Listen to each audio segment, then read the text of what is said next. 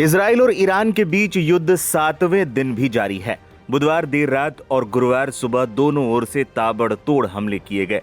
दावा तो ये तक किया गया कि ईरान ने इजराइल पर सुपरसोनिक मिसाइलों का इस्तेमाल किया। इसके बाद इजराइल ने भी तेहरान पर ताबड़तोड़ हमले जारी रखे।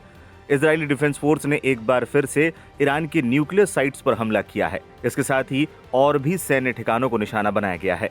इजरायली सेना ने दावा किया है कि उन्होंने ईरान के रडार सिस्टम को भी तबाह करने की कोशिश की है। इजराइल के हमलों में ईरान के 639 लोग मारे गए।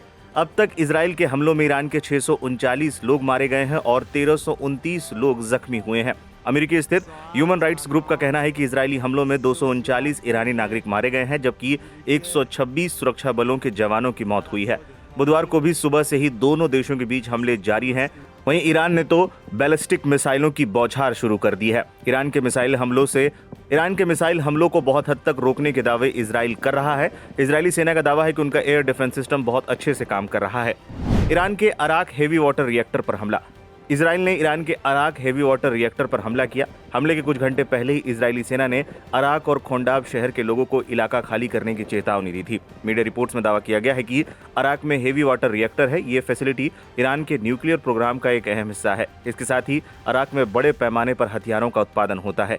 इजराइल ने खोंडब में भी हमले की चेतावनी दे रखी थी। खोंडब में भी IR-40 हेवी वाटर रिएक्टर है, जो ईरान के परमाणु कार्यक्रम का एक और अहम हिस्सा है। ये फैसिलिटी अराक से करीब 40 किलोमीटर दूर है। अराक की तरह इसे भी अंतर्राष्ट्रीय स्तर पर निगरानी में रखा जाता है। Aim right, achieve big. At KR Mangalam University, we provide you the platform to turn your dreams into reality. At KR Mangalam University.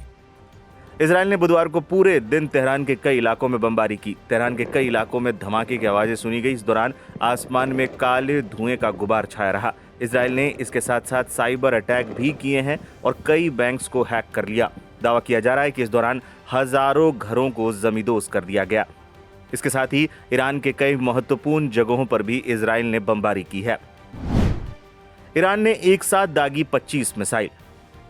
Iran ने भी इजराइल पर गुरुवार सुबह बड़ा हमला किया। ईरान ने तेल अवीव पर मिसाइलें दागी, जिससे कई इमारतें जमींदोज हो गई हैं। इजराइल ने दावा किया है कि ईरान ने एक साथ 25 मिसाइलें इजराइल पर दागी, जिससे पूरा इजराइल दहल गया। ईरान ने तेल अवीव से लेकर बिरशेबा के सोरोका अस्पताल पर अटैक किया। ईरान के मिसाइल अटैक से तेल अवीव में इमारतें जमींद हो गईं। 1000 बेड वाला ये अस्पताल इजराइल के सबसे बड़े अस्पतालों में से एक बताया जाता है। अस्पताल में हुए इस हमले में कितने लोगों की जान गई है, इसको लेकर अभी तक कोई आधिकारिक बयान सामने नहीं आया है। ईरान और इजराइल के बीच 7वें दिन जारी इस युद्ध में अब तक इजराइल में भी 25 से ज्यादा लोगों की मौत हो चुकी है। वहीं 300 से ज्यादा लोग घायल हुए हैं।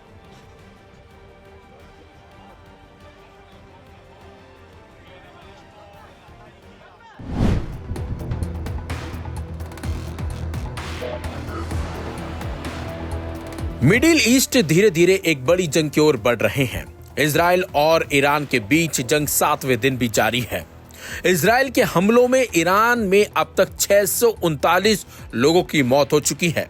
दोनों ही देशों के बीच जंग चल रही है और इस जंग को रोकने की तमाम कोशिश लगी हुई है। कई देश आगे भी आए ताकि इस जंग को रोका जा सके, लेकिन दोनों ही देश पीछे हटने को तैयार नहीं है। इसी बीच रूस के राष्ट्रपति व्लादिमीर पुतिन ने संकेत दिए हैं कि वो मिडिल ईस्ट के इन दोनों देशों के बीच शांति समझौता करा सकते हैं। उन्होंने कहा कि इस मुद्दे का शांतिपूर्ण तरीके से हल निकाला जा सकता है। पत्रकारों के साथ चर्चा में पुतिन ने कहा, यह बहुत ही नाजुक मुद्दा है। मेरे विचार में एक समाधान निकाला जा सकता है।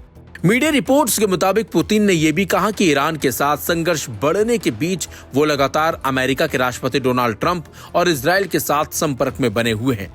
पुतिन ने कहा कि उन्होंने ईरान, इजराइल और अमेरिका के साथ मॉस्को का प्रस्ताव साझा किया। साथ ही साथ उन्होंने कहा, हम किसी पर कुछ थोप नहीं रहे। हम सिर्फ इस बारे में बात कर रहे हैं कि कैसे इन हालात से बाहर निकला जाए, लेकिन फैसला इन देशों और खास तौर से इजराइल और ईरान के राजनीतिक नेतृत्व को लेना है। तो वहीं दूसरी तरफ ईरान के 3 न्यूक्लियर साइट नतांज, फोर्डो और बोई शहर पर इजराइल हमले के बीच रूस के राष्ट्रपति व्लादिमीर पुतिन ने एक बड़ा दावा किया है। पुतिन के मुताबिक इस हमले से ईरान के यूरेनियम संवर्धन को कोई नुकसान नहीं हुआ। अभी भी वहां पर बंकर के नीचे यूरेनियम संवर्धन का काम जारी है। Aim right, achieve big. At KR Mangalam University, we provide you the platform to turn your dreams into reality. At KR Mangalam University.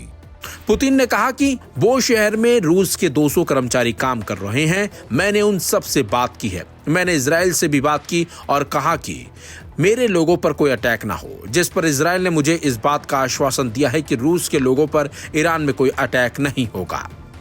जबकि न्यूक्लियर वॉच डॉग ने 2 दिन पहले दावा किया था कि इजरायली हमले में नतांज साइट पूरी तरह से बर्बाद हो चुका है। नतांज को ईरान का सबसे प्रमुख साइट माना जाता है। इजराइल डिफेंस फोर्स ने फोर्डो न्यूक्लियर साइट के भी बर्बाद होने की बात कही थी। हालांकि ईरान का कहना है कि साइट को थोड़ा नुकसान तो जरूर हुआ है, लेकिन पूरी तरह से बर्बाद नहीं हुआ। ईरान में कुल 6 न्यूक्लियर साइट का खुलासा अब तक हुआ है, जहां पर यूरेनियम संवर्धन का काम हो रहा है। ये सभी तेहरान के आसपास ही हैं। ईरान उत्तर कोरिया, पाकिस्तान और रूस की मदद से यूरेनियम का संवर्धन कर रहा है। इससे पहले IAEA ने दावा किया था कि ईरान ने 9 परमाणु बम बनाने के लिए यूरेनियम तैयार कर लिया है। ईरान कभी भी इसे बना भी सकता है। इसी डर से इजराइल ने ईरान पर स्ट्राइक कर दी। इजराइल के निशाने पर ईरान के बड़े सैन्य अफसर, परमाणु वैज्ञानिक और न्यूक्लियर साइट भी आ गई। इजराइल को इस स्ट्राइक में अमेरिका का खुलकर साथ भी मिला है, जबकि रूस, ईरान और इजराइल के बीच शांति समझौता कराने में जुटा हुआ है। फिलहाल देखना अब ये दिलचस्प होगा कि क्या पुतिन इन दोनों देशों को समझाने में सफल हो पाते हैं या फिर नहीं।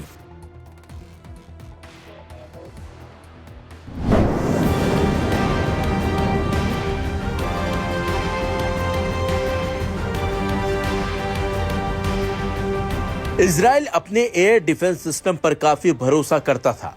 दावा करता था कि वो किसी भी ड्रोन और मिसाइल को हवा में गिरा सकता है, लेकिन ईरान ने जिस तरह से इजराइल में तबाही मचाई है, उससे तो साफ हो गया कि ईरान के हथियारों के आगे कहीं न कहीं इजराइल का एयर डिफेंस सिस्टम फेल हो गया। ईरान की तरफ से किए गए हमलों से इजराइल को न सिर्फ तबाही देखनी पड़ी है, बल्कि इजराइल को काफी नुकसान भी उठाना पड़ा है, क्योंकि इजराइल के हमले के बाद ईरान ने जिस तरह से जवाब दिया है, उसे देखने के बाद ये साफ हो गया कि ये जंग इजराइल के लिए भी उल्टी पड़ गई है, क्योंकि ईरान ने कई ऐसे दावे कर दिए जिससे नेतन्याहू भी टेंशन में आ गए। खबर यह है कि ईरान ने अपने एक बड़े हमले में इजरायली ड्रोन को मार गिराया है।